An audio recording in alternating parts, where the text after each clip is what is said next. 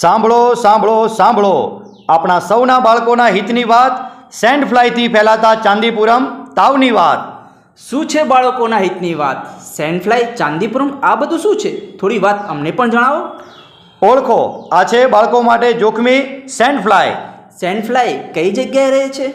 Send fly ઘરની અંદરની બાજુએ કાચી કે પાકી દિવાલ પર ભેજવાળા વાતાવરણમાં રહે છે.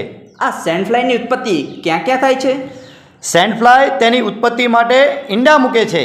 તેમાંથી મચ્છરની જેમ અનુક્રમે ઈયળ, કોસેટો અને તેમાંથી પુખ્ત માખી બને છે. આ સેન્ડ ફ્લાય નરી આંખે જોઈ શકાય તેવી સામાન્ય માખી કરતાં 4 ગણી નાની હોય છે.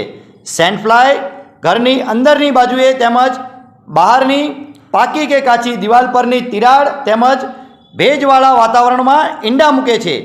ગ્રામ્ય વિસ્તારોના ઘરોમાં, ખાસ કરીને ગાર લીપણવાળા ઘરોમાં દિવાલની તિરાડો તેમજ દિવાલમાં રહેલા નાના છિદ્રોમાં રહે છે. આ સેન્ડફ્લાય દ્વારા કયા કયા રોગો ફેલાય છે? સેન્ડ ફ્લાય ચાંદીપુરમ અને કાલા આજાર જેવા રોગના ફેલાવા માટે જવાબદાર છે. ચાંદીપુરમ રોગ સામાન્ય રીતે 0 થી 14 વર્ષના બાળકોમાં રોગ પ્રતિકારક શક્તિ ઓછી હોવાના કારણે જોવા મળે છે. આ સેન્ડફ્લાયથી ફેલાતા ચાંદીપુરમ રોગના લક્ષણો શું છે? બાળકોને સખત તાવ આવવો, ઝાડા થવા, ઉલટી થવી, ખેંચ આવવી, અર્ધ સભાન કે બેભાન થવું. આ સેન્ડફ્લાયથી ફેલાતા રોગોથી બચવા માટેના ઉપાયો જણાવશો? સેન્ડ ફ્લાયથી બચવા માટે ઘરની દિવાલોમાં અંદરના તેમજ બહારના ભાગમાં રહેલ છિદ્રો તેમજ તિરાડોને પૂરી દેવા જોઈએ.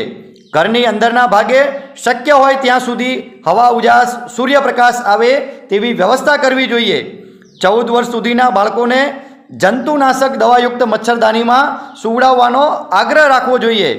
બાળકોને શક્ય હોય ત્યાં સુધી ખુલ્લા શરીરે ઘરની બહાર આંગણામાં ધૂળમાં રમવા દેવા નહીં. ઉપર જણાવેલા લક્ષણો દર્દીમાં જોવા મળે તો સરકારી દવાખાને તાત્કાલિક લઈ જઈ સારવાર કરાવવી જોઈએ.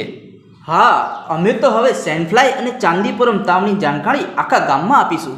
અને જો તમને પણ આ વિડીયો પસંદ આવ્યો હોય તો આપ આ વિડીયોને આપના મિત્રો સુધી શેર કરશો અને સેન્ડ ફ્લાય ચાંદીપુરમ વિશે લોકોમાં સાચી માહિતી પહોંચાડશો. તમે પણ આ સેન્ડ ફ્લાયને ઓળખી જ ગયા હશો.